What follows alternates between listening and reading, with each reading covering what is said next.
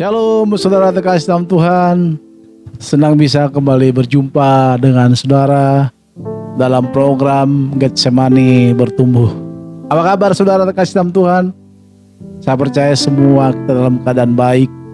Kalaupun saudara dalam keadaan sakit, kita berdoa biar jamahan Tuhan Yesus menjamah setiap penyakit kita, sehingga kita boleh sembuh dan beraktivitas seperti biasanya. Saudara kasih Tuhan, saya mengucapkan kepada kita semua selamat Natal dan juga selamat menjelang tahun yang baru.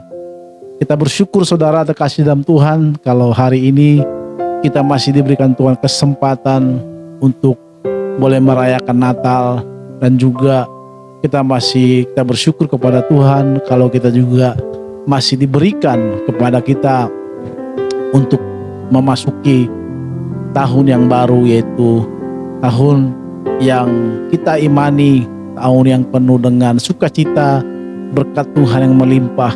Ya mungkin walaupun tidak secara materi kita diberkati, tapi kita bersyukur bahwa secara sukacita, secara pengharapan kita dilimpahi dengan berkat yang luar biasa. Saudara kasih Tuhan, karena ini dalam masih suasana Natal, saya akan membahas tentang ada satu tokoh, ada satu kawanan saudara kasih Tuhan di dalam Alkitab, diceritakan di Alkitab, yaitu gembala di ladang saudara kasih Tuhan. Saudara kasih Tuhan, gembala pada masa itu, pada masa Tuhan Yesus, mereka ini dianggap masyarakat kelas 2 ya. Masyarakat yang tidak dianggap, dan bahkan kesaksian mereka pun tidak dianggap, karena dianggap mereka ini bukan siapa-siapa. Dan di kalangan masyarakat mereka ini juga tidak diperhitungkan saudara kasih Tuhan, karena pekerjaan mereka, dan mereka termarginalkan saudara kasih Tuhan. Jadi boleh kita bayangkan saudara kasih Tuhan, masyarakat yang termarginalkan, tetapi sukacita Natal dan sejahtera Natal diberitakan pertama kepada mereka saudara kasih Tuhan. Ini satu hal yang menarik saudara terkasih dalam Tuhan. Bagaimana orang yang dianggap tidak ada dalam masyarakat, tidak diperhitungkan di dalam lingkungan sosial, bahkan pendapatnya tidak didengarkan, kesaksiannya pun tidak bisa dipercaya, tetapi sukacita Natal diberitahukan kepada mereka saudara kasih Tuhan. Ini satu hal yang menarik saudara terkasih dalam Tuhan. Kalau kita baca di Lukasnya yang pasalnya yang kedua, ayatnya yang ke-8, di sana dikatakan, di daerah itu ada gembala-gembala yang tinggal di padang menjaga kawanannya, ternak mereka pada waktu malam. Tiba-tiba berdirilah seorang malaikat Tuhan di dekat mereka, dan kemuliaan Tuhan bersinar meliputi mereka, dan mereka sangat ketakutan. Lalu kata malaikat itu kepada mereka, "Jangan takut, sebab sesungguhnya aku memberitakan kepadamu kesukaan besar untuk seluruh bangsa. Hari ini telah lahir bagimu juru selamat, yaitu Kristus Tuhan di kota Daud. Dan inilah tandanya bagimu, kamu akan menjumpai dia seorang bayi dibungkus dengan lampin dan terbaring dalam palungan. Dan tiba-tiba tampaklah bersama-sama dengan malaikat sejumlah besar bala tentara surga yang memuji Allah, katanya, kemuliaan bagi Allah di tempat yang maha tinggi, dan damai sejahtera di bumi di antara manusia yang berkenan kepadanya." Saudara kasih Tuhan, coba kita membayangkan saudara kasih Tuhan, bagaimana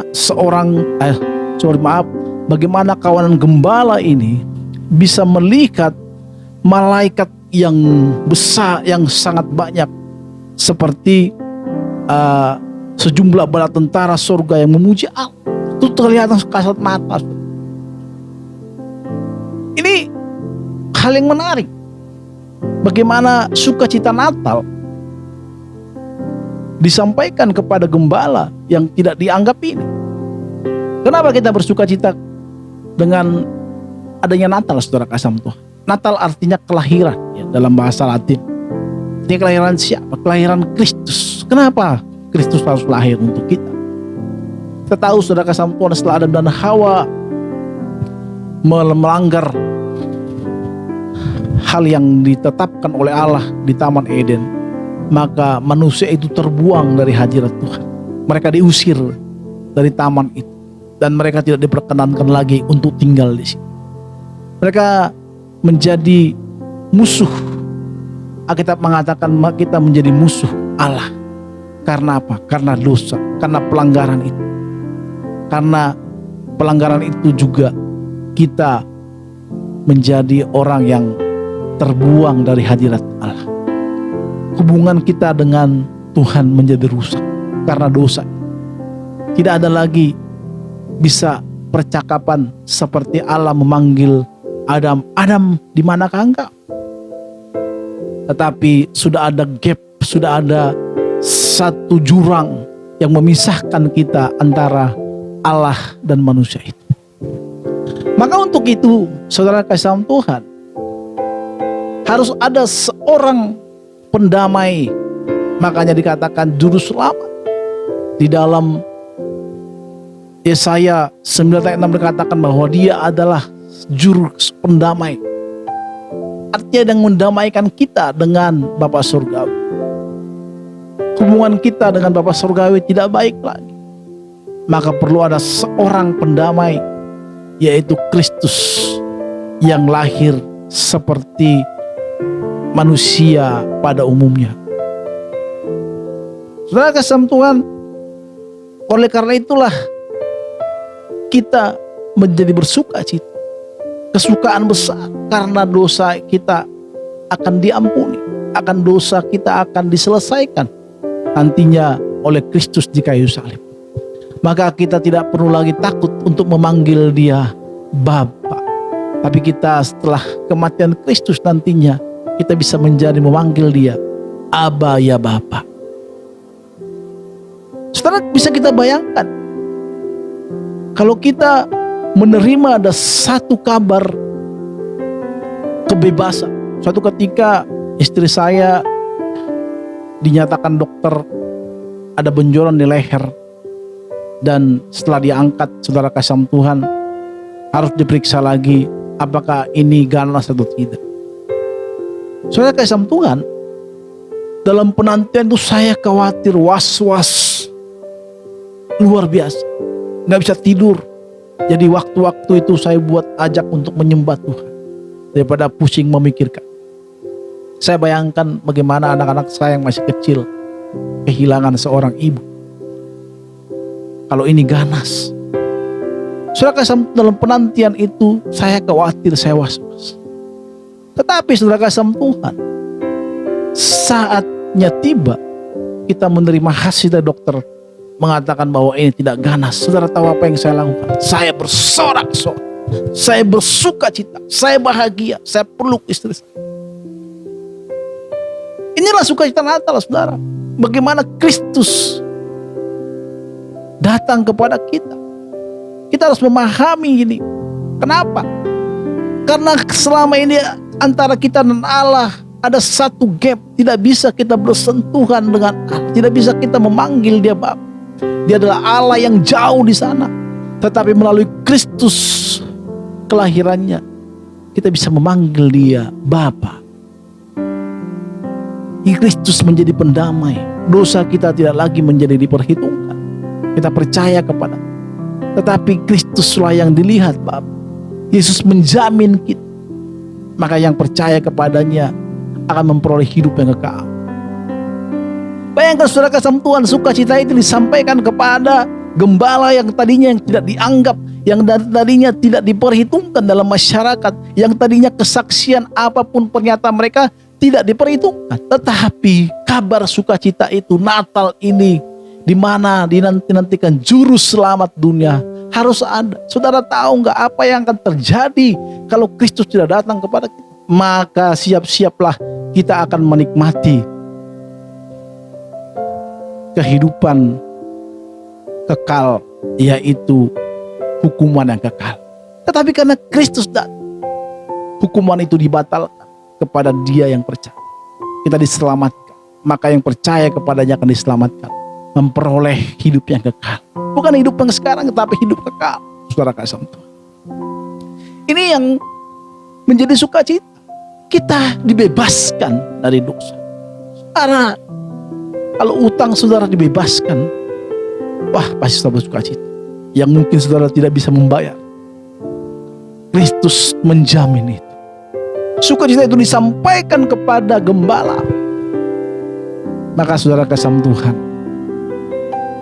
hari ini tidak ada lagi keluhan, mengatakan aku ini miskin, aku ini susah, aku ini tidak memiliki apa-apa, pekerjaanku hanya biasa-biasa, masa laluku kelam, hidupku hancur, rumah tanggaku hancur, anak-anakku hancur,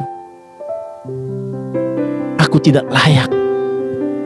Saudara terkasih dalam Tuhan, kabar baik buat kita semua. Sukacita Natal menyapa kita, bahwa gembala yang tidak dianggap pada masa itu malah didatangi oleh malaikat. Sukacita itu disampaikan kepada mereka pertama sekali. Maka kalau hari ini hidupmu dalam keadaan tidak baik, hidupmu hari ini dalam keadaan susah, sulit di dalam segala hal, engkau terbuang mungkin dari rumah tanggamu, dari keluarga, kau dianggap tidak ada di kalangan masyarakat, kau dianggap tidak memiliki karena kau tidak memiliki apa-apa. Kabar baik buat kita saudara kasih Tuhan, Natal hari ini membawa kita untuk kepada Kristus. Pada saat engkau datang kepada Kristus, engkau tidak lagi diperhitungkan, dosamu tidak lagi diperhitungkan, engkau menjadi berharga. Mungkin orang melihatmu secara fisik, kita jelek, hidung kita pesek, botak kayak saya, pekerjaan tidak bagus, tidak baik. Saya mau katakan, engkau berharga di mata Tuhan. Engkau berharga di mata Tuhan. Engkau berharga di mata Tuhan. Walaupun orang hari ini melihatmu secara kasat mata, tetapi Kristus melihatmu, engkau berharga. Engkau biji matanya. Engkau orang yang disayang oleh Tuhan. Kalau kau mengasihi Kristus, engkau disayang oleh Tuhan. Mungkin kehidupanmu pas-pasan, ekonomi juga murat-marit. Saya mau katakan, Natal membawa sukacita kepada kita, bahwa kita hari ini berharga di mata Tuhan. Orang bisa melihat kita, merendahkan kita, nggak apa-apa. Tetapi ingat, Natal adalah di mana orang yang tidak berharga menjadi berharga, tetap berharga di mata Tuhan. Jadi saudara kasih Tuhan, mari kasihi Tuhan, cintai Tuhan. Jangan lihat hidupmu, jangan putus asa. Mungkin masa depanmu juga tidak ada, madesu, masa depan suram. Sukacita Natal hari ini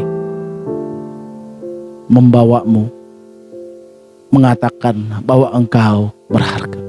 Jika kau percaya kepada Kristus, jika kita percaya kepada Kristus, maka kita menjadi orang yang berharga, orang yang diperhitungkan di dalam kerajaan surga. Dalam dunia ini mungkin tidak, tetapi kita diperhitungkan dalam kerajaan surga. Tuhan memberkati kita semuanya, saudara kasih Tuhan.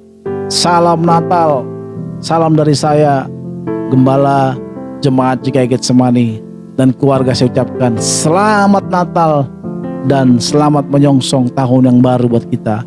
Harapan kami semuanya kita juga sehat sampai nanti kita kuat. Kalau hari ini kita sakit, biar jamahan Tuhan melawat kita sehingga sembuh. Haleluya, amin, shalom, shalom.